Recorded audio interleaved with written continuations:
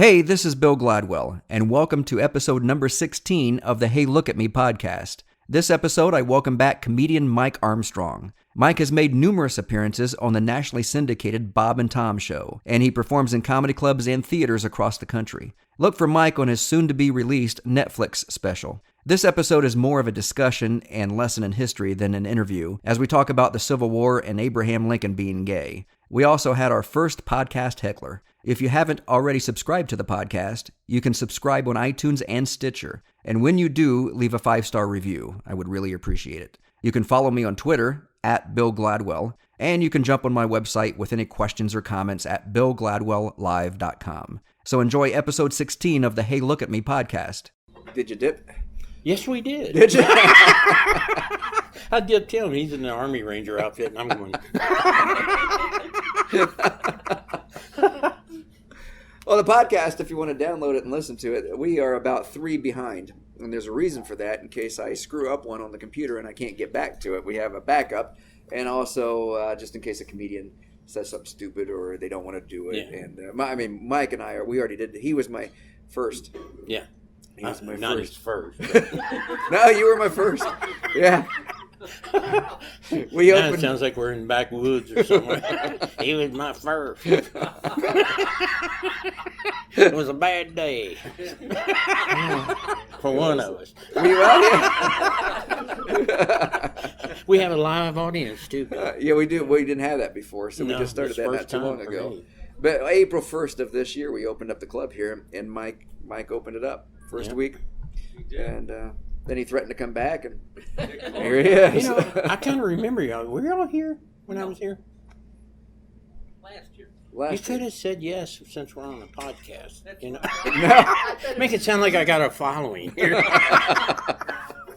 did you come from? Well, originally from Ohio, but I had the number 1 show in Gatlinburg, Tennessee, and then we moved it down here. Really? Yeah. But it wasn't where I wanted to be, but it seemed like the logical thing to do was either Vegas, Atlantic City, Branson, or Gatlinburg. But moving from Ohio, Gatlinburg was right down 75, and we moved there and got a theater and we wanted to see if we could do the show. And it did. We took it to number 1, and we stayed there out of 60-some shows. We stayed there for 3 years, and then we said we can move it anywhere we want to, so we looked for some place we'd like to move. And the people are so much better down here. Have you performed in Gatlinburg? Yeah, I didn't care for it. Yeah. But Branson was probably the worst place I've ever been in my life. I literally, oh my gosh, it's the only place where the survivors from the Titanic live. I mean, that's the only place where somebody walks in a Walmart and looks at the greeter and goes, "How are you, young man?" Well, Yakov Smirnov is there. Yeah, he's entertaining, isn't he? Yeah. How old is he now? I don't know how old he is. He's pretty old, too. Yeah, but I heard an interview with him not too long ago, and what happened was, he had all the jokes about, the Russians. And in the interview, they said, "How'd you get to Branson?" And he said, "Well, I was on David Letterman. David Letterman used to have me on quite a bit. And then, Reagan signed the deal ending the Cold War, and Letterman made a joke on his show that night. Said, I guess Yakov's out of a job now. And he said, that's when I realized I needed to find something to do. He goes, so I moved to Branson because still to this day, there are people that come to Branson that don't know the Cold War is over." They don't know the world exists. Have you ever been there? Oh, once. Literally, the average age is like 90. And all the old women lock arms and block the For a funeral? Honestly, for a funeral. Wow. I'm 63, so it's not like I'm a young guy or anything, How old are you, Bill? 44. I got kids. I got kids over What's that? him. Yes. That's right. My oldest daughter's your age. Oh, really? Yeah. Stay away from her, Bill. No, I'm married. We're good. But I have not been to Myrtle Beach either. You been to Myrtle Beach? Yeah. I have not been there because we were going to go there, but my wife and I and the kids, but people keep describing it as the Gatlinburg on the water. And no, it's actually a nice place. Is it better than Gatlinburg? They got a really nice comedy club there, too. Mm. Yeah. And they got a mentalist that does an afternoon show there. I did hear something about that, yeah. Yeah. Yeah. He's pretty good. Is he? Not as good as you, but he's pretty good. You haven't seen my show, though. I mean, you've seen the half hour of material I do here, No, but I came in. I snuck in. Oh, you did at the end of it, didn't you? No, I was here. I came in now. Oh, I didn't even see it. Yeah. I was on stage. Become a mentalist? Because I'm not qualified for anything else. No, you want to know? I started off right out of high school. I got interested in hypnosis, so I got trained in hypnosis and worked with a few prominent people with it. Opened up my own office with a physician and started seeing clients for weight loss, stop smoking, depression. Yeah. The fear of the CPAP machine, because the doctor I had the office with had sleep clinics, so a lot of people wearing the mask at night. I was in my early 20s, and I was in a room with no windows, so it was a little boring. And I didn't know what I wanted to do at the time, but I had dropped out of college and started taking classes here and there. This is my whole life story in a nutshell. And I was out to eat at an Italian restaurant. And this guy came up to me. He goes, "Hey, you're the hypnotist, right, in town?" I said, "Yeah." He goes, "Can you do a show tonight?" And I said, I don't do that. I do therapy." And he said, "Well, I will comp your meals if you can do a show because our band canceled out on us." And I said, "Why? It doesn't change the fact that I still don't do the entertainment side of it." So I said, "No." Well, he came back again a second time, and he said, "I'll comp your meals, and I'll give you gift cards to come back in." I said, I still don't do what you want me to do. Third time he came back, he goes, "I'll comp your meals. I'll pay you what I was paying the band." And I said, "What are you paying the band?" He goes, $500. I said, "I can do that." So I can do that. I was like 22 or 23 at the time, so I lined up chairs at the bar and lined people up there, and it went well. I didn't know I could do it, I guess, and went well. He started having me back every couple weeks, and then I started going on the road doing corporate work. So companies would hire me out to do shows. And so one thing as an entertainment. in entertainment, sales meetings and company meetings, and Mike does that too. Mike, Yeah, you do. I do mostly. Believe it or not, I mostly do small theaters, about 1,100 people. Because, I don't know if y'all know who Bob and Tom are, the radio guys, where they're in like 200 markets, and I'm like big on their show. I'm the ex-cop on the Bob and Tom show, and people will pack out. I mean, like if I go to like Michigan or something, I do like a theater. Like there's a theater up there in Bay City. It holds 700 people. If I come, it's sold out in 15 minutes. And Ticketron, that you have to go through Ticketron most of the time whenever I'm at a place. And that's, and I come to places like this because I enjoy it. Yeah. The money's not as good, but I'm still enjoy it. And I can play like I did tonight with, Food Stamp and, and the other people. And I can goof off, and I can't do that in a theater. I got to do an hour and a half of boom, boom, boom, boom, because they're paying $40 to see me. So there is no goofing. I got to come out and hit it. You really connected with that kid. But you know what? I got kids. I love kids. I just think kids are the best. I'm thinking about when I retire, adopting like 3 boys. That are like orphans, like 11, 12, 13. Nobody wants them. And I'll take them, teach them how to fish and do all that kind of stuff. And I got money. I'll take care of them. And I'll make sure they go to college and all that good stuff. And I've done that with 2 other kids. Me and my ex-wife, we had kids, and then we would let strays come and we just raise them. One girl hung around with my daughter. She was like 12. Her mom said, "Can you watch her the weekend because I'm going to Texas," and never came back. 3 years later, she contacted me, and I said, "You're going to have to sign these papers so I can put her on my insurance and blah, blah, blah," and we raised her, and she went to school, and,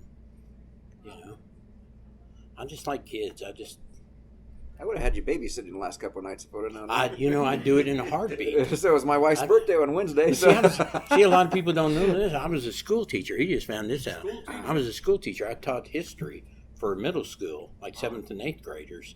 That was the best job I ever had, because a friend of mine owned a costume company, and whenever we were studying, I'd come in dressed like that. And the kids loved me. Yeah. We had donut Fridays. I made a deal with a donut place, and I'd go, they'd give me like a truck full of donuts, and I'd have donut Fridays, and my kids actually went to the school. I would volunteer sub where they didn't have to pay me.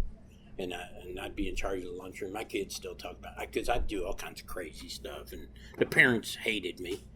You know, I'd go over to the intercom and go, get used to bologna and stale donuts because you're all going to prison. Thank you. And I made an announcement one day over the PA at the middle school. I go, we poisoned one pudding. Good luck. The kids thought it was funny, but the parents knew. I used to do stuff like that all the time. I just try to make it fun for them. You know, I'd walk in a room and I'd just have a good time. You know, so, but most people don't get it. Yeah. They're so serious. I was telling him today, a bunch of my friends were talking on the internet, and I went, somebody said, oh, I love Halloween. And I went, pumpkin lives matter.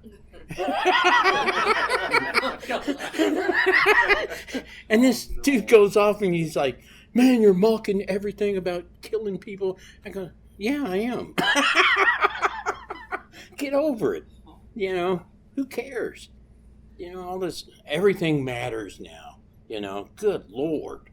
You know, get a grip on yourself, you know. Well, that's an important issue. You know, it's stupid. No, it's not stupid. Yes, it is stupid.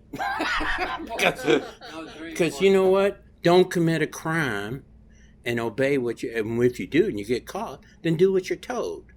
Then you won't get It's killed. not that simple. Okay. Was you a cop? No, but Okay, there you you go. were. And I know. That's the 'Cause, problem. you know, and the problem is that people don't know. If you walked outside right now and you seen three guys that look like gangsters, what would you do? You'd walk back in, wouldn't you? Of course you would. No, I would not from Chicago. Well, maybe you wouldn't. I don't know. But Those are my neighbors. What are you talking about? but if people obey crimes, you won't, you know. I don't get in trouble because I don't. And if I do, I get pulled over. You know what? I say yes, sir, and no, sir. Still, I don't have a problem. But if I start going, I don't talk to people with sunglasses on. I don't. The only reason why you put me over is because this, that, and the other. You're breaking bad right off the reel, you know. I have a question. What, like for you, I heard Robin Williams a little bit. No, I don't care for him. Some of your, well. No, that's just me. That's just you. That's just me. Okay. I got 8 brothers and sisters, and every one of us are the same. Oh, you know Harvey Korman. I know Harvey. I don't know him, but I know who you're I talking actually about. got to meet him before he died. Really? Yeah, I was on doing Bob and Tom, actually. And they said, who's your favorite comedian? I said, Harvey Korman, because he always had a good time. And he never stuck with the script. Yeah, he just had a good time. And he heard it, and he knew where I was at. He was doing a play there, and he called me up and asked me to lunch. It was, I've met some really cool people. You Really? probably won't know who this is, but I met Fess Parker. Oh, boy. And spent the day with him in Santa Clara, me and my 3 sons. And he had seen me on CMT, and he said, you know, you were clean, but kind of out there. And he goes, you want to come to my house and we spent the day with him and his wife, and just the best time. He was telling me stories about John Wayne, and I mean, just because John Wayne liked black chicks. Did you know that? No. I didn't follow his dating life at all. So. Well, I was surprised. I was like totally shocked, and he was telling me stories, and I'm like dying laughing. It was just funny. John Wayne only dated like Mexicans and white girls. Really? Yeah. The other question I David have is, how do you Letterman's get the same to way. How do I There's get to a be a whole bunch of mentalist? them like Yeah. that. Well, that's what kind of what you ask. I did the hypnosis thing for 20 years, and I do corporate training too. So I kind of package it together a lot. So I train in influence and sales and customer service, and I train during the day and entertain at night if they want to package. If not, I just go and entertain or train. I'll go anywhere if you pay me enough. So it really doesn't matter, and whatever you want me to do. But I did it for 20 years, and I got bored with it. I was talking to my wife. I said, I don't think I want to do this anymore. I'd like to do the entertainment, but something different. And then this is really what happened. We moved down to Gatlinburg, Tennessee, and I started meeting with theaters, and I found one that met with me. We spoke for 2 hours, and they liked me personally. They said, we need to see what you can do, and we'll be back in town next week. Can you come back and do like a half hour? And I said, yeah. I said, how about 20 minutes? They said, yeah, we can do 20 minutes is fine. So I went home, and Summer was my wife. I said, Summer, I have to come up with 20 minutes worth of material because I had never performed it before. And so I put together 20 minutes over that next week of mind reading stuff and took it back, and they loved it. And they said, good, can you start next week? We need an hour and a half show. So I had to come up with another 70 minutes of material. And so I kind of lied. I told him I was a mentalist. I said, I've been performing for 20 years. I'm a mentalist. I didn't tell him I'd been performing hypnosis for 20 years. But I put it together in about a week, and it sucked. I mean, I thought it did. But luckily, nobody coming to Gatlinburg had anything to compare it to. And so over the 3.5 years that I was there, I tweaked it, and it got to become really, really good. And I was already comfortable on stage, but the stuff that I was doing was new. And so that I basically decided that I wanted to be a mentalist is what happened. So it's a learned skill. I teach people how to do it if they want to learn. I was kind of amazed. What do you do for a living? I'm just kind of curious. Heavy civil construction, build bridges and wastewater treatment plants. Oh, very good. Is your wife waiting on you someplace? I don't know. I was kidding when I This said guy's been it. sitting here for 20 minutes, and many his stories wife's been here. gone. I like your style. You can't get too excited about these things. You have the keys? No. You said you had extra room. That's right. Yeah, they give me a I said, I sweet. got a backup plan. That's So no, sweet's always good, man. Well, it's a long walk back to Cleveland, I bet. Well, I'll take you as far as Kentucky. I'll get it from there. You only got about 4.5 hours after that. We'll hook something up. Yeah. Well, he's going to Chicago. You can Everything's take the falling train apart. back over. How can you do that? I'm Yep. Taylor from Chicago. No, we live here. Yeah. We live here. So I made it sound easy, by the way, because I told you I put it together in a week. But however, when I lived in Columbus, Ohio, I lived there for 9 years. I had 3 therapy offices that I conducted therapy out of. I trained mental health care professionals, and they got continuing education for going through my classes. So I didn't learn everything in a week. I had a good background and a good base to So it's learning tells? tells and a few other. Yeah, the best way to describe it is it's psychology, and it's reading people, and it's influencing people, and then add in some showmanship and some other things, and you can pull off some really cool stuff. So I think I want to grow up to be a mental. yeah, you got plenty of time. About Bob and Tom, though, you can actually listen to Bob and Tom. Well, it was a Clear Channel, but I think Clear Channel changed their It's, name to iHeart iHeartRadio now, right? Yeah. And so they're on that network, and they're on from in Eastern time, 6 in the morning to 10, and they're out of Indianapolis, Indiana, and which is where I'm going next week. Not Bob and Tom, Indianapolis, but maybe I'll go hang out You should early in the morning try and to just contact him. yeah. I got Joni's Yeah. email and stuff and phone number. She's a You good still- person. You travel and perform? I do. I like traveling, and I take my family with me. Now next week I'm only going for a night, so my family's not going with me. But my wife likes to travel, and the kids, and it's weird for the kids. I got 2 older kids. I got a 20-year-old. Well, he'll be 20 on Wednesday, so I'm going to celebrate his birthday when I'm up there. Who goes to college up in Ohio, and then I got a 13-year-old. Then we have a 11 and an 8-year-old, and so it's. The 11 and 8-year-old, though, grew up with this so far, and so, they've switched schools, and we've talked about cruise ships, so if we do that, they'll be, homeschooled or over the computer, so it's a little weird for them. I was telling my wife the other night, I said, it's like we're gypsies. Every time we move someplace, it gets better. We get more opportunities and everything. Well, So. see, my kids are the same way. They moving doesn't bother them at all. I mean, just, like I got 2 sons in Alaska right now. And they're like, hey, whatever, send us where you got to send us, And my one son, he's like, wherever you want to, whatever parish, I don't care, My daughters are nurses, so they're kind of. They can get employed Sad. anywhere, can't they? You know what? Everybody's I looking for keep nurses, telling aren't they? them, go to Florida or somewhere, because they're always looking. I mean, they pay top dollar. You can live right on the beach, whatever. Make some money and have a good time, Yeah. I found out about Mike from the Bob and Tom show, actually. And because I listened, I don't, you can't pick it up really on the island here. They got one in Savannah affiliate, but I subscribe to their podcast. And it's just their radio program that you can download every day. And I learned about Mike on there, and I don't even remember. I've been listening to Bob and Tom for a long time. So when was the first time you were on there? Do you remember? I was on there, I think the first time I was on there was 12 years ago. And I was thinking about getting out of comedy at the time because the Iraq war was going on and about 500 cops had to go overseas.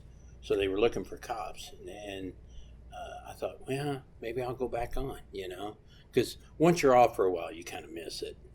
And then and we had a family meeting, all the kids, and we always take a vote on everything.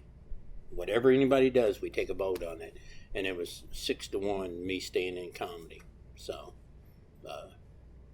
that's what we did, and that's what I did, because I was going to get out.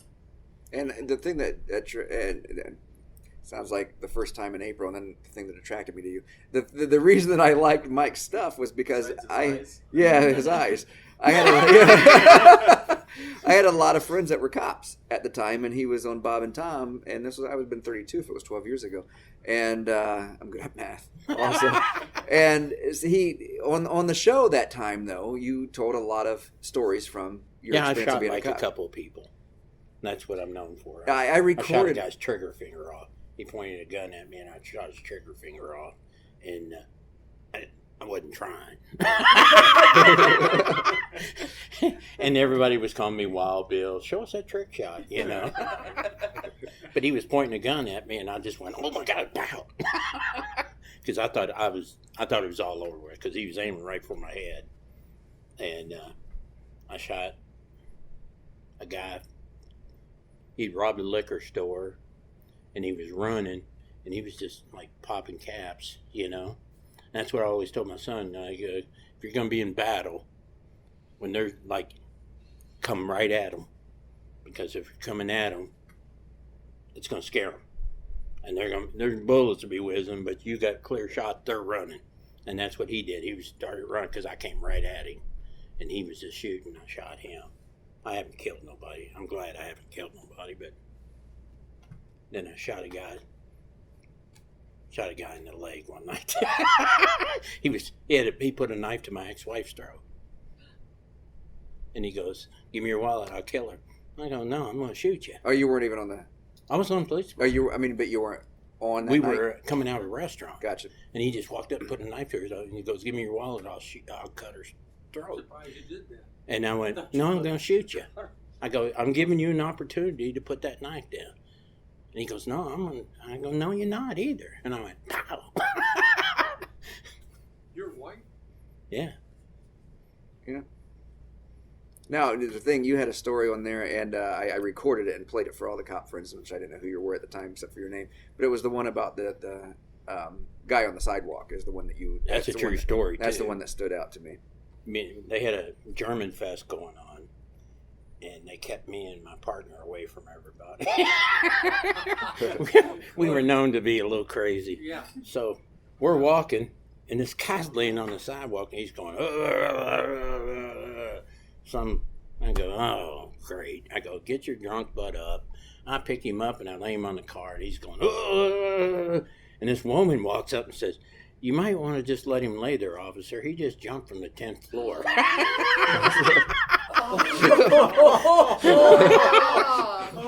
So I laid him back down. And the guy sued me. He sued me and the police department and actually won. Wow. And I didn't take it personal. I've never taken nothing ever personal that I did when I was on the police department, whatever. Because you're trying to commit a crime, I'm trying to catch you. If you get out of it, so be it. I did my part. I've never took it personal. And I would see, like, one guy, I wrote a guy a ticket, and I never wrote tickets. But this guy just made a U-turn and almost hit people. So I pulled him over and I gave him a ticket for illegal U-turn. I didn't even go through the careless driving. I could have got him for a whole bunch of stuff. But I got him for the lesser of the evils because he seemed like a nice guy. But he won because there was no sign there saying no U-turns. So he was like gloating about it. Well, I go, "Dude, I get paid for coming down here. You had to go through all this crap and get an attorney. you won, but you didn't win, you know? Yeah, it'd probably be more than just the fine, right? No, he ended up paying like about $1,000. I'm like, you're gloating to say, oh, I won? Big deal. I'm going home. I'm not doing this stuff forever. And that's what I tell these young cops. You're not going to do this forever. So don't take it personal. Don't do nothing stupid. Go home. Go to your family. Let it go. You know? That's funny. Forget the A drama. friend of mine was, they were firemen, 3 or 4 guys, and a young guy was going to run into fire, and he says, hey, wait a minute, we didn't start it. You didn't do anything wrong. We're just here to put it out. Yeah. There's no people in there. Yeah, don't be a hero. He says, but I remember him saying, slow down, you didn't do anything wrong. Yeah. You didn't start it, did you? Yeah, you know, it's just like I pulled up on a fire one time, and I mean, that bad boy was blazing. And a woman goes, my cat's in there. I go, what do you want me to do? She goes, go in there and get him. I go, I ain't going in there. I go, you ran out because I go, I'm not running in there. I go, I'll shoot him from the window so he doesn't suffer. Right. And then I got in trouble for that.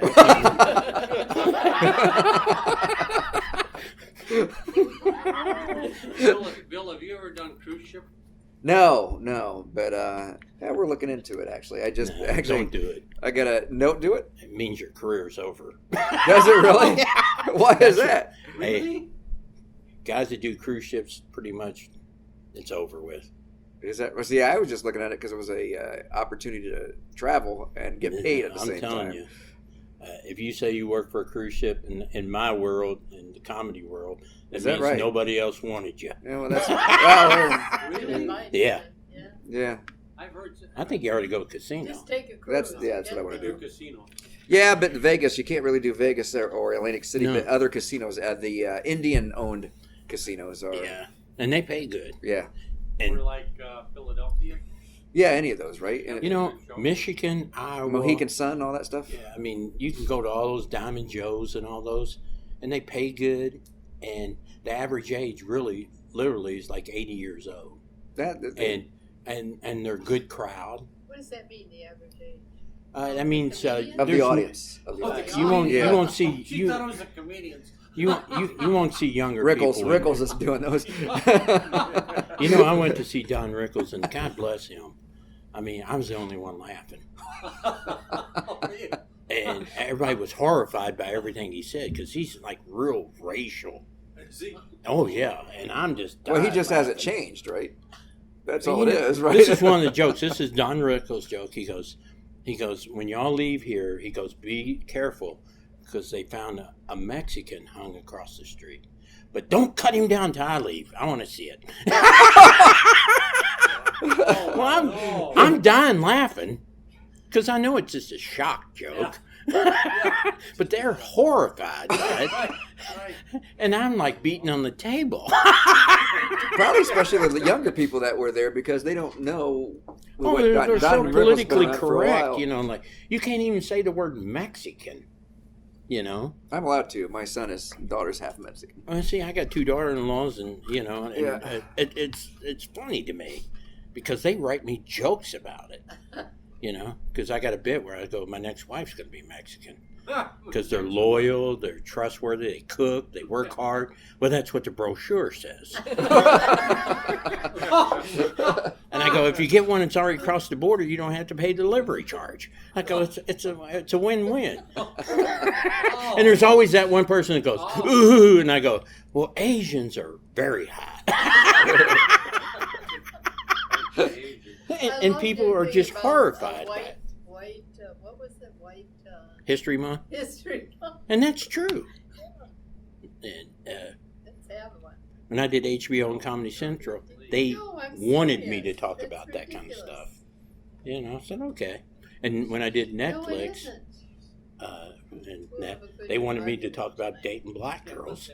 What do we say? And I went, okay, I don't care. You know, the check Yeah. don't bounce. We're all good, baby. Every once in a while, people will walk up to my kids and they start. Yeah, they're Spanish speaking. My kids aren't, but the people that walk up to them, my kids know no Spanish at all. My wife, my ex-wife was is Mexican, but she knew no Spanish. I knew more Spanish for going to high school Spanish than she did, and so they know just enough to. See, I'm half Cherokee. My dad's full-blood Cherokee Indian. I don't look it, but I am. Yes, you do. Think so? Now, usually half-breeds can tell it as from soon as each I other, saw you know? As soon as I saw you, I said, there is an Indian. Yeah, my dad's full-blooded. And everybody thinks he's Mexican. So my son married a Mexican. I go, you know what you got now? They got daughters. Comancheros. What Indian tribes are in Kentucky? He was actually from the Black Hills of North Carolina, over by Asheville. Oh, yeah, Asheville. And Cherokee? yeah. And then they're all, I do reservations all the time. Oh yeah. Well, the casinos are there too. Yeah. Like that. Yeah. And the Indians come in, they pile in to see me, and I make fun of them. Yeah. I tear them up. I did one in New Mexico, and I'm not kidding. The biggest Indian I've ever seen in my life, like 7'2". And I walk out, and it's a theater, and I looked down at him, and I went, juicy fruit.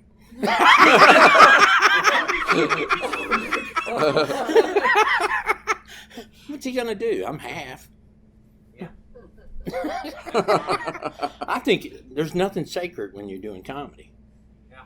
As long as you're not mean. I'm never mean with people. Yeah. And whenever I do a show, I always pretend everybody's in my driveway and we're just having a good time, playing around with each other, making fun of each other. Who's your mother? My mother was from Ireland, whitest woman you ever seen. From Ireland. We called her Honky. That's how white she was. From Ireland. Yeah, whitest woman you ever seen in your life.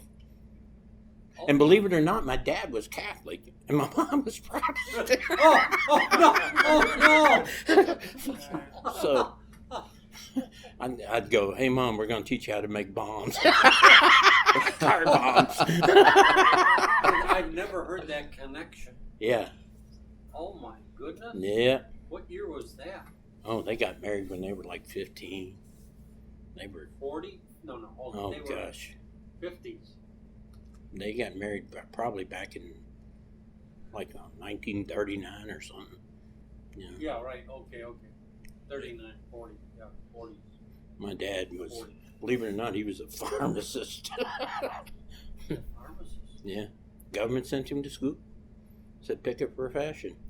Wow. So he chose pharmacy. So we always called him the drug dealer. He was into drugs. Yeah. I told you my son did that to me, didn't I?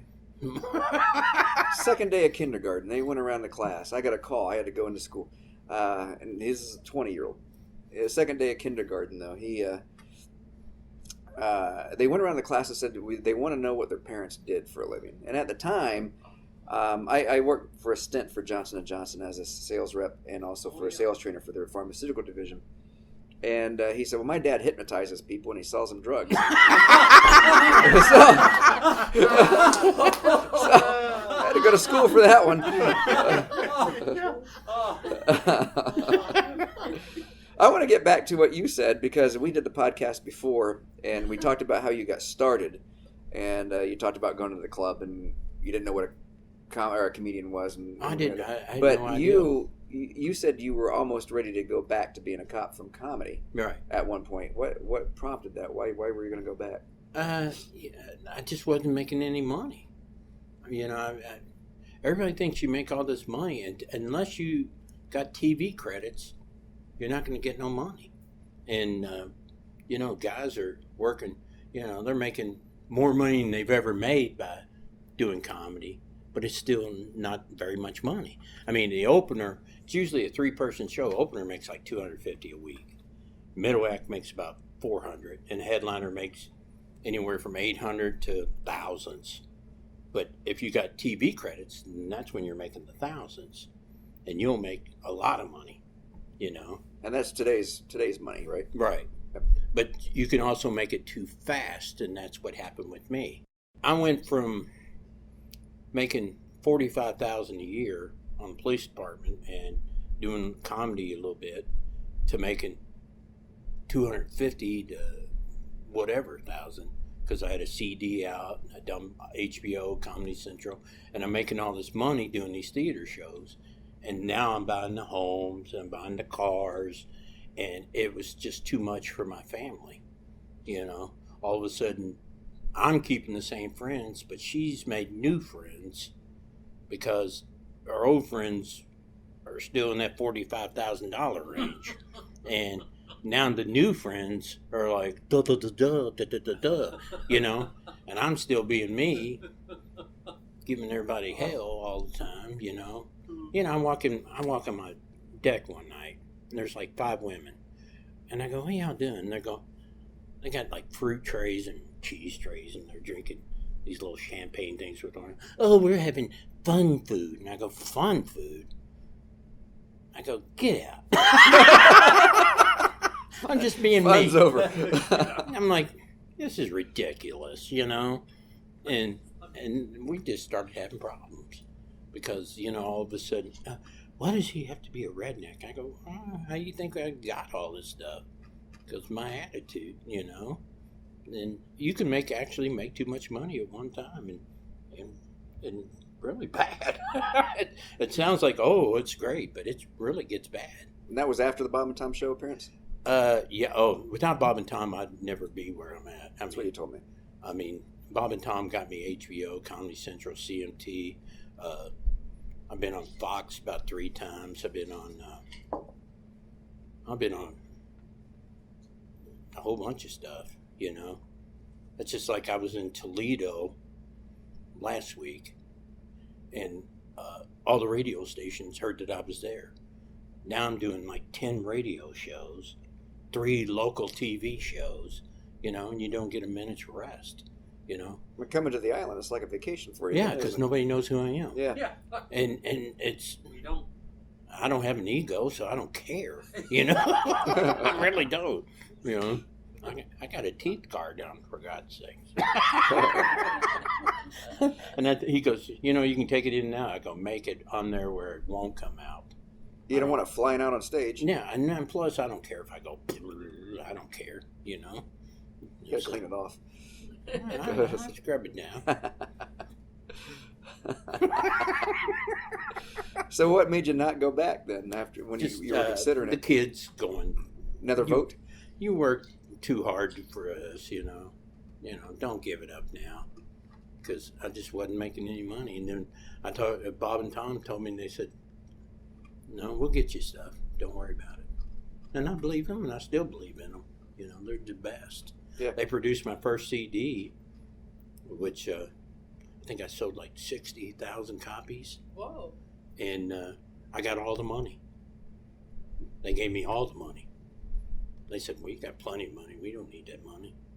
And now I don't even fool. I just did a new CD, DVD, which Amazon picked up and then Netflix picked up. And I won't carry them with me. I just let them sell them, you know. And Rooftop Comedy sells most of my stuff. I've actually got ringtones. I finally took it down. The ringtones? The ringtone of Satan, because I'm trying to get away from the Satan thing. What does that mean? People, you can download a ringtone for your phone, and what it was is me going, pick up the phone, I'm in hell here, pick it up.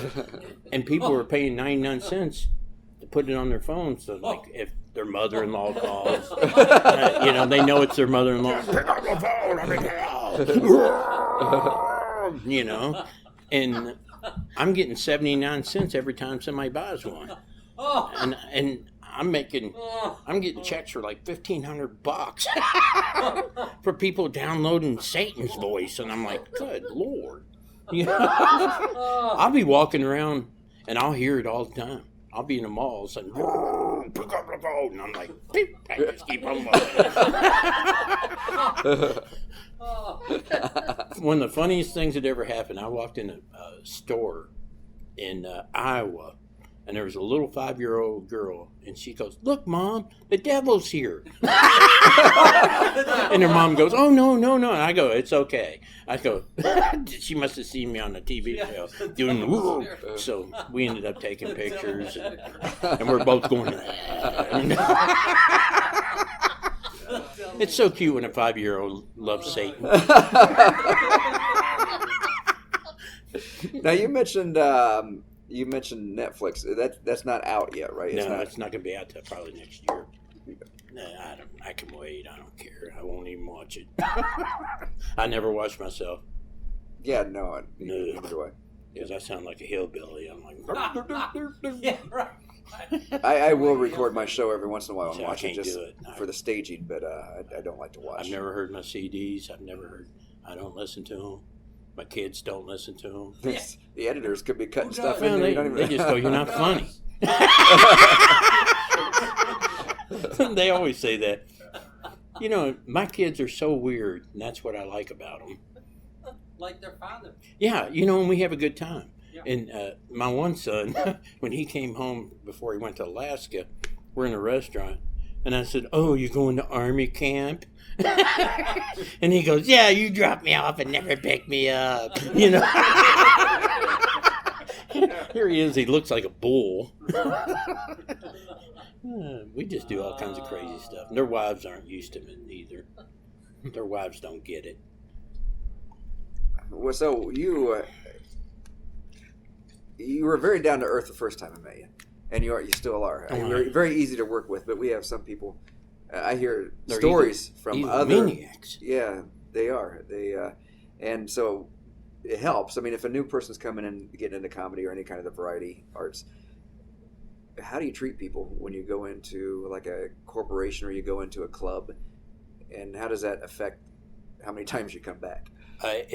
If a club or a corporate show, they treat me bad or just go, "Oh, you're the comedian," or something like that, then I don't come back. I just don't come back. I can pick and choose. I got that luxury. A lot of guys can't. They have to work. I don't have to work. Since I've been divorced, my bills are 80% less. I mean, my house payment was $2,800. My condo payments, $9. My electric bill was like $600. My electric bill now is like $70. Car insurance, I pay a third because she always had sports cars. So, Sports. yeah. So, I mean, everything's just chopped. So I really don't have to, and I still make a lot of money, and I just don't have to worry about it. So I give all my money to my kids. I'm just as broke as I ever was. Is that vice versa then when it comes to the clubs? If a comedian Clubs comes don't in pay much. No, but I mean when comedians come into the clubs and casinos and stuff, and they're hard to work with, do they stick with them because they bring in a crowd, or do they not have them back? I think they usually don't have them back because there's too many out there now. You can choose from as many as you want, and really, there's not that many people different. You know, like. Nothing personal, Chicago, but Chicago comics are all the same. Detroit comics are all the same. They all do the same kind of material. And I go, what happens if y'all work together? What do y'all do?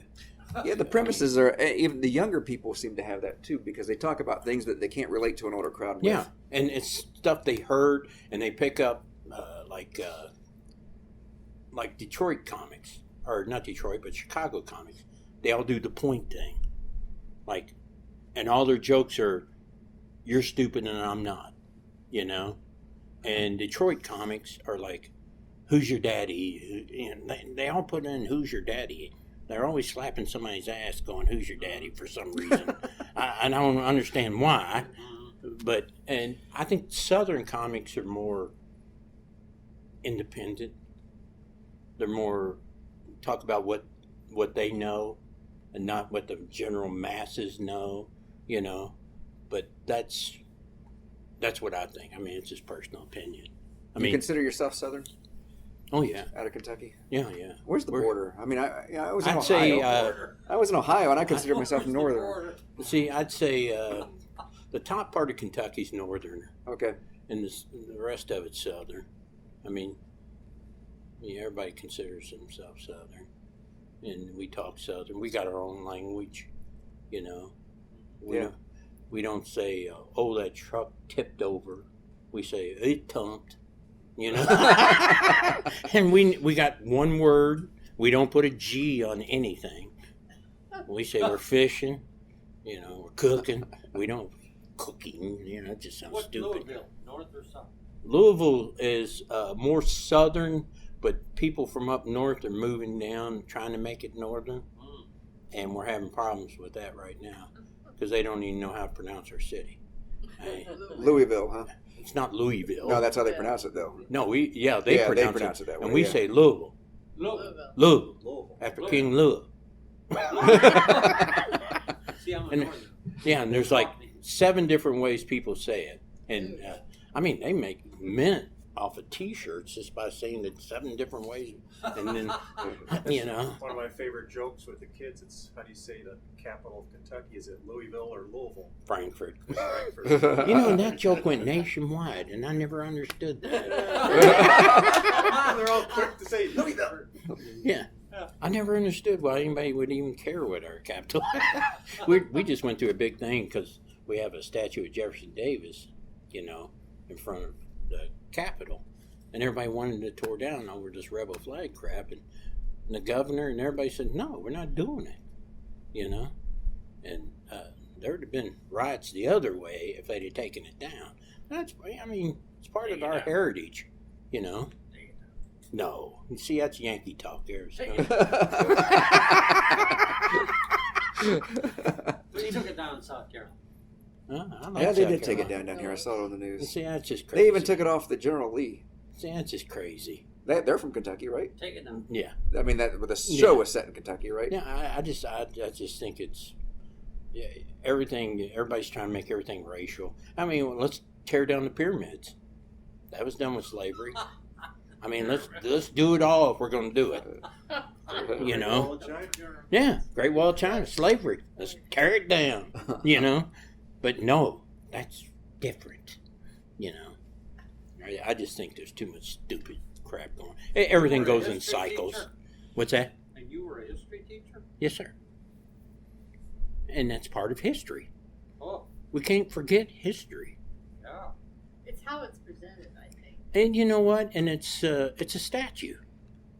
That's all it is. I mean, both presidents during the Civil War, came from Kentucky. So, I mean, are we going to tear down Lincoln stuff? Talk You know? about the flag. Well, you know, Talk about the flag in Columbus. I think the flag is not racist. It's history. That's all it is. No, it's racist. No, it's not. That's Yankee I'm talk. talking as a white See? Yeah, it wasn't tied to any kind of slavery or anything like that, though. No, it wasn't. Yeah. And, you know, there was like 15 different rebel flags. I You know. I mean, it's just... They didn't even have the right one. There's always going to be that person, you know. Everything's racist. It's not racist. If you're a racist, then you can make it racist, you know. Well, you're trying to deny history. Yeah, and that's You're what's claiming you're a happening. History teacher, come on. Well, if you eliminate the rebel flag, you're denying history. No, it was what represents. What does it represent? It represents the South, the heritage of the Yeah. South. A racist history. And you don't think the people in the North had? Lincoln had slaves. Lincoln's he did too. See, you don't. Slaves. If you're going to argue with me, at least study up. I know. Lincoln had 8 slaves. No. His wife was from Frankfurt. They had the biggest slave trade market in the country. I'm going to go back and look at it because Look it up. No. Look it up. Look it up. Look it up. Yeah, he did. He was a slave owner. It wasn't even about True. slavery when the It was war so started. endemic. Lincoln didn't even care about the slaves. It became an issue. If This you is don't the- know, This is always the Zip it. southern. It's true. Southern argument No. is always, no, yes. you've been told all your life what you want to hear from the North, but you don't have the facts. I'm not even saying it from a Southern point of view. I'm saying it from a historical view. It was not about slavery. No, it was No, it was not. The war It was was. about the federal government wanting to strip the states of their individual rights. Exactly. Right, though. No, that's They what were the protected. southern That- people, that's that's what it was always the about. argument. No, but the right was. No, they you- made you've it got it always wrong. the Illinois. argument. I It was about had economic. another question for you too, and I can't remember what it was And They're they should lighting this get rid of crap the palmetto down. flag too. now. What was Yeah, get rid of That that. was the flag of South Carolina, and South Carolina led the whole fight. Exactly. So that should go The before. question, Oh, of, that's the question of slavery is always dismissed, put in some other place. No, it hasn't. Yes, it is. No, you know Every what? The people of the Southerner I North. ever talked to If always said it's if not you about read slavery. if you read about the war, Oh my the God. North was ready to say, "Heck with this. We're losing too many people. We don't even care about the slaves." And Lincoln said, "No, let's continue." And that was all It it. was about the economy. It was based on slavery. Well, eventually it was. Eventually, Why, it was why always. do we fight about it though still? I Yeah. don't understand. I don't know, It 'cause he was doesn't know always the based facts. on No, slavery. no, but I hate It's when not people funny. tell me something that they don't know. Sorry. It's not funny. This is what it was based on. No, it The wasn't. economy was based on slavery. Their economy, Are you yes, telling it me- was. Are you telling me it wasn't? No, their economy was based The on slavery. economy was But if based you on listen to what slavery. he said, they was trying to strip everybody of individual states. He wanted a United States, Right, and they said no. right. We got our own money. We got our own everything. Every state had their own money. Even during the Civil War, Maryland had their own Right, money. right. Illinois had their own money, and Lincoln wanted everybody to be one. And the South It didn't goes want it. back to the signing of the Declaration of Independence. And we can go there too if you want to. With the representative from South Carolina, please. Rutledge. I'm not going to argue with you. I want you to go to the internet and check it. I want you Now, to here's something that's remember. really going to blow your mind. Lincoln was gay.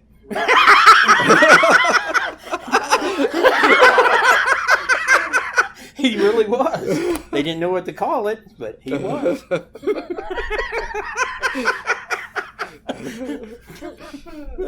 Look relieved to hear that. Wait a minute, I'm checking that one. He really was. Wait a minute, he said go check. Yeah, he And really I was. saw the He's movie. right. I saw the movie, and he was. No, I mean, I taught that in history. Lincoln was gay. They didn't know what it was called, but I mean, he wrote love letters to his partner. His mom wrote a letter. I don't know what it is about Abe. He just doesn't like girls, and he couldn't keep a housekeeper because they'd walk in and catch him. And What grade are you in? I'm gonna be a senior. You got some stuff to talk about here in the history class. you know why Lincoln grew a beard? Because a little boy said, "You sound like a girl. Grow a beard. You'll look more like a man." That's the reason why. I mean, I don't care, but I just thought I'd throw it out there. Well, I never heard this. He was a vampire hunter too. I saw that movie. This vampire. Look see it up it? on the internet. When does this end? Right now. Wow.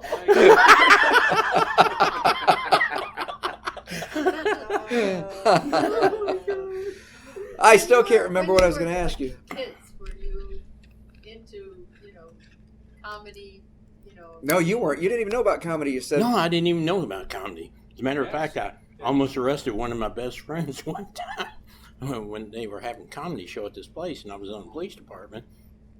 We got a call. There was a fight. He wasn't your best friend at the time. No, now I he is. never. Yeah. I He is never now, even knew yeah. about comedy. And we walk in this bar, and he's doing an impression of Muhammad Ali, selling toilet paper. And he heard me and about 4 other cops talking, and he yelled, "Shut the F up over there." And I go, "You shut your effing mouth, or you're going to jail." But he didn't know you were cops. Though, No. right? No, he was a dark. Well, back then the there. bartender goes, "Comedy show's over with." So later on in life, I go, remember that time? I said, that was me. I said, I almost locked you up because you made me really mad. And that But was I your met start. Jay Leno when he was doing, and I didn't have a clue who he was. Jay Leno? Yeah. And they go, oh, he's a big-time comedian. And I go, what's that? I mean, I only knew about, like, Johnny Carson, Henny Youngman, people like that, Rodney Dangerfield. I didn't know anything about, regular comedy clubs. Yeah, I've had a couple people on the podcast that thought there were only like just 3 or 4 big comedians, and that was That was it. That was it. They And didn't that's know. all I knew about. Yeah. So is there a standard today, like back when we were young, you knew you made it when you were on the Carson show? You knew you made it big. Yeah, what is that? Now it's almost Bob and Tom. Bob and Tom, I never heard of them. It's weird. It's more people listen to Bob and Tom every day than the Tonight Show and Letterman, all of them put together. More people listen to Bob and So Tom. if I Google Bob and Tom, Yes, ma'am. Find out how to. Oh, yeah. Yeah. You'll be able to hear him on I mean, YouTube even. They've made so many careers like Rodney Carrington. Nobody ever heard of him. You know? You know who he is? He's out of Texas. A really good comedian. Yeah. And he had his own TV show for Rodney. a while. It was Rodney. Yeah. The guy on... And he had Bob and Tom Everybody on his Loves TV show. Raymond, the big tall guy. Oh, yeah. Well, Bob and Tom got him. Brad Garrett. Yeah. And he's got his own... Who's the Mexican guy? Real fast. Oh, he's George Lopez. Yeah. Bob and Tom gave him money to go to California to Oh, good. Yeah. work. And Yeah, they've launched a lot of they careers. for launched comedians. careers like crazy. And then you get guys like me that are on stuff, but you're never going to be big. I know I'm never going to be big because I'm too Why? old. I'm too old. I don't want to fool with it. There's a new comedy show on CMT, and they offered me a part in it. And I said, I don't want to take the time to memorize 10 pages of dialogue. I'm too old. I don't want to fool with it. I'll be the guest spot. I mean, I'm on 2 commercials for the sitcom. What But do you think of Louis Black? I like him. Louis Black. Yeah. Louis Louis Black. Black. Louis Black. Now that we're getting Louis C.K. We call and Louis. We call him Black. Louis Louis. most of the time. I think So Yeah. I was like, Do you yeah. really? Oh, so yeah, got it. Yeah, I think he's very good. Yeah. And, He's always in a. But that's not him either. I know. I mean, he's just probably the opposite.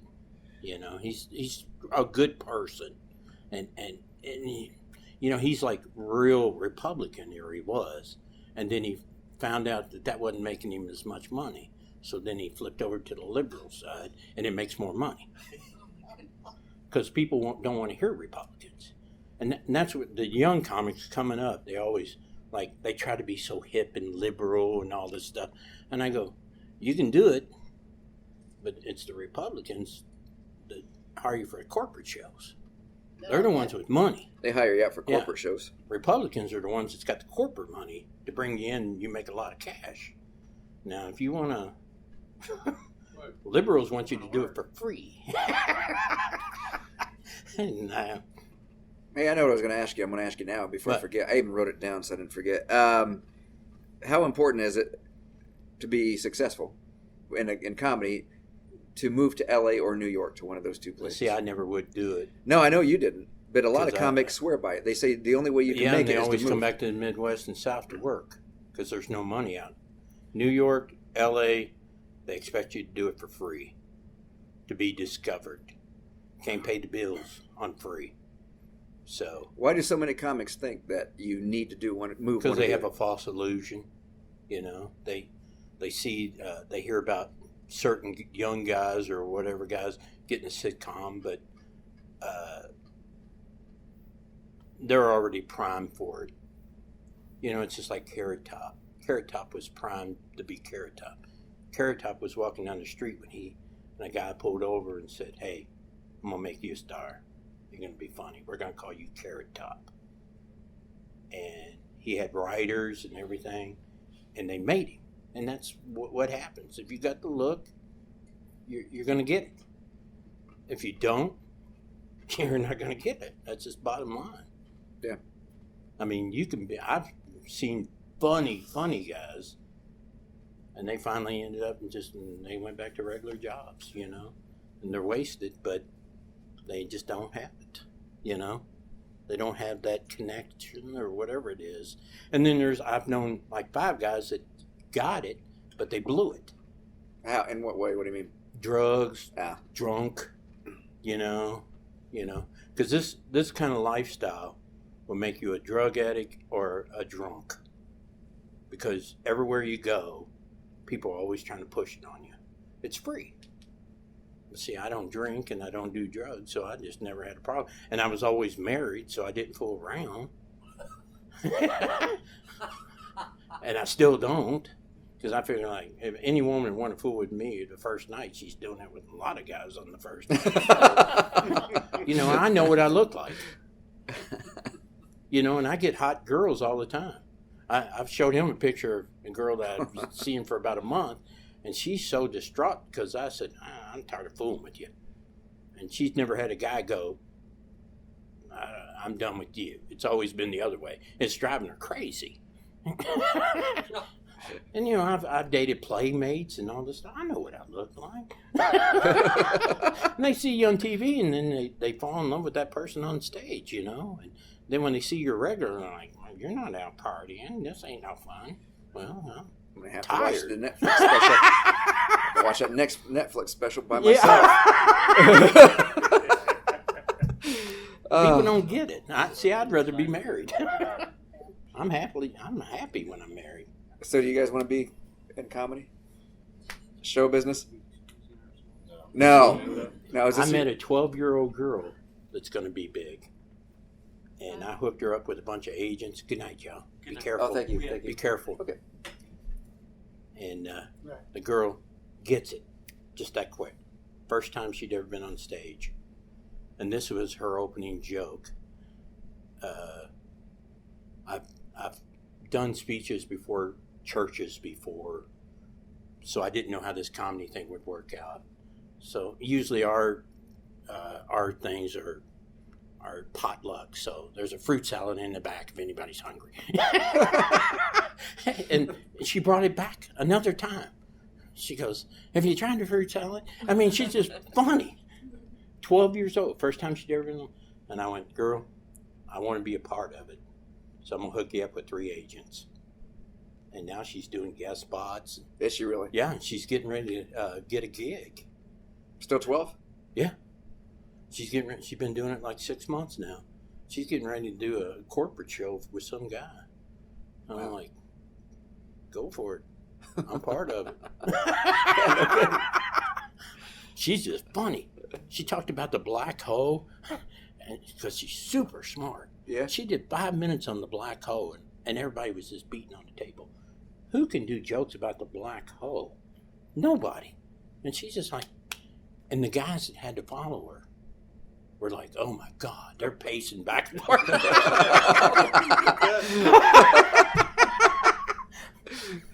She's hysterical. She's from Kentucky? She's from Louisville. And I'm like, good Lord, this kid is just funny. Just a natural. Probably this tall. Just boom, boom, boom. Just Which is good because there's not a whole lot of good women comics. No, most of them are pretty bad, actually. Yeah. Most of them are very blue. Yeah, they are. You don't hardly find any that doesn't want to talk about, female problems and all that kind of stuff. It's usually the same stuff. But you're never going to get hired out for a corporate gig if you're doing that. No. But they're happy with making $1,200 a week and selling T-shirts. It says, "Wouldn't you like to blah, blah, blah, whatever?" And they'll make another $500 a weekend selling those, and they're happy. I'm happy for them. I don't cut them down. I just each their own, I guess. You have a website? No, I don't fool. You don't have a website? I don't fool with none of that stuff. How people find you? If somebody wants to hire you, how do they get a hold of you? Usually Facebook, or they go through an agent. The agents call me. I just never cared. What if somebody hears this? What if somebody hears this and wants to hire you? What's the best way to go about that? Comedian Mike Armstrong on Facebook. Just Google Facebook? Yeah, I've never cared. That's how Bill Murray does it. Bill Murray's got an 800, a toll-free number. You knew that? I used to have an 800 number, but with cell phones, I mean. Yeah. Bill Murray has a toll-free number. He's had it for years, and he still has it. And he doesn't give any other number out. You have to call and leave a message. And if he wants to call you back, he will. If not, he won't. I've just never been one to really care. I mean, I turned down Conan O'Brien because me and the boys were going to the drive-in that Friday night. And they went, "Are you serious?" And I go, "I want to know my boys a lot longer than I'm going to know you." Yeah. So I don't care. Oh, I've turned down, you wouldn't believe the stuff I've turned down. Just something dumb like that, Like my granddaughter's birthday was one time, and they said, "Hey, we need you to come up here and film." I go, "Well, I'm not going to make it. It's her birthday." Yeah. And they were like, "Well, if you don't, you're out." Okay. I don't have a problem with it. That's a good place to be. Well, you know what?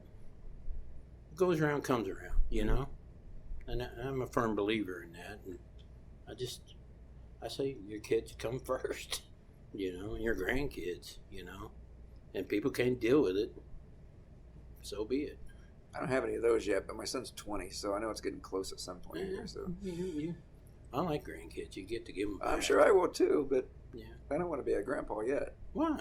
Because I'm only 44, I guess. So big deal. So You a grandpa yet? No. no. No. No. Allegedly. I know you are, aren't you? Really? Well, how old are you? 19. 19. Oh, I wish you could be. You could be a grandfather. I mean, you could. It's possible. What's wrong with you? So, Chicago, not Louisville. Oh, ouch. I'm going to call that guy back. Man, he had no idea about nothing. He just, The deer in the trunk, that was funny. yeah. That was good. that was true about Abraham Lincoln being gay. Yes. There's rumors. I mean, it's pretty much proven fact, And, I just hate when people come off and they start spouting and they have not one clue. It's what he's heard all of his life and just stupid and wants to argue about it. Oh, I know. And everybody's a racist. Did you notice that?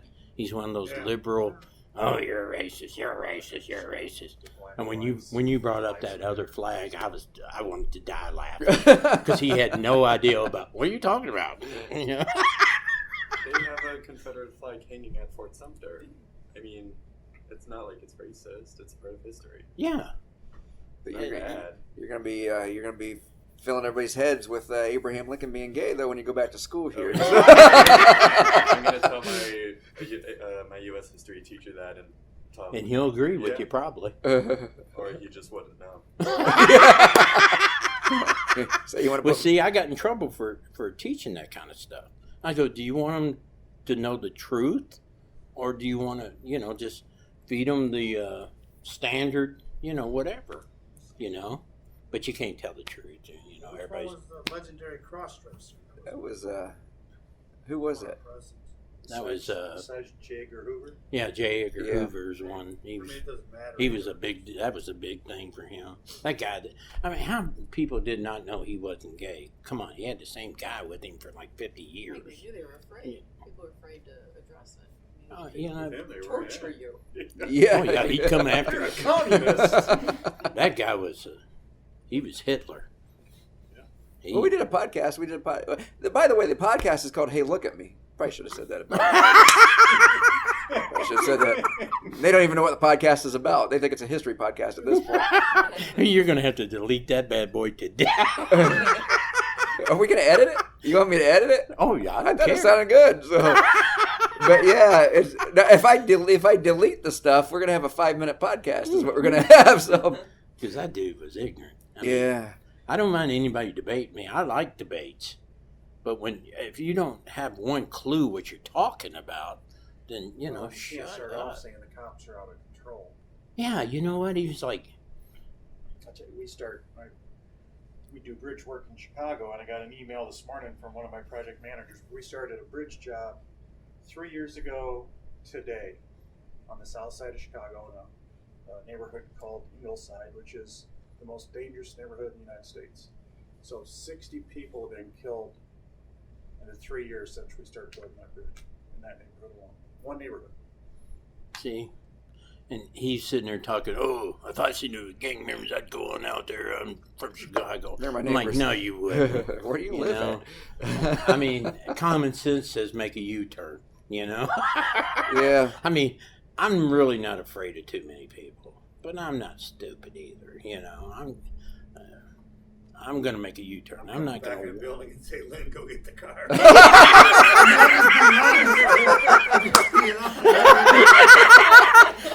She'd make a great shield, man.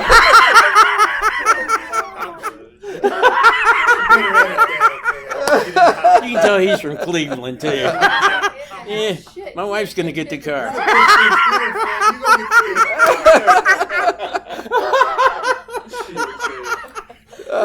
The podcast. Hey, look at me, the podcast. I'm going to get back to that. Hey, look at me. And there's a reason for that because that's basically what we do is we stand on stage and say, hey, look at me. Yeah. But you have to listen to it. No other podcast is like the one that we're doing right now. I promise. There's no fighting in other... Yeah, there is none. Because if he'd have been younger, he'd have took a swing at me. But he's so liberal. So I just go, you're a racist. I'm half Indian. That's right. You know my daughter-in-laws are Mexicans, you bastard. So each week we have a new comedian on. This is the second time Mike's been back. So probably be the last time. No, we'll get you back because I want to see what happens next. But we were doing them in just one-on-one. So the first time Mike and I did it, we just sat in the room here and did the podcast. And I started doing them in front of a live audience so we could do a Q&A.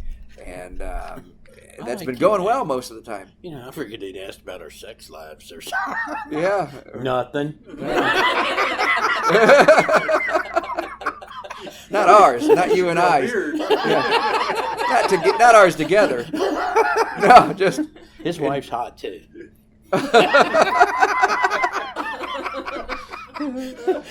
I tell every comic, if they got a hot wife, I go, you got a hot wife, you better take care of that business. Yeah, I had no kidding, Mike Green, and Mike. So if you're listening to this, you can text me. But Mike, he's from Detroit. Yeah, he's down here doing a week at the club here. Very funny guy too. And he said, I saw Mike Armstrong's picture out there on the wall, and I said, yeah. He goes, every time I see that guy, he tells me my wife is hot. She is. Well, no, he showed me a picture. Yeah, she's hot. Yeah, she is. Yeah, she is. I got another friend. I always tell him, I go, when you die, I'm gonna hit on your wife while you're laying in the casket. I'm gonna whisper in your ear, I'm hitting it tonight.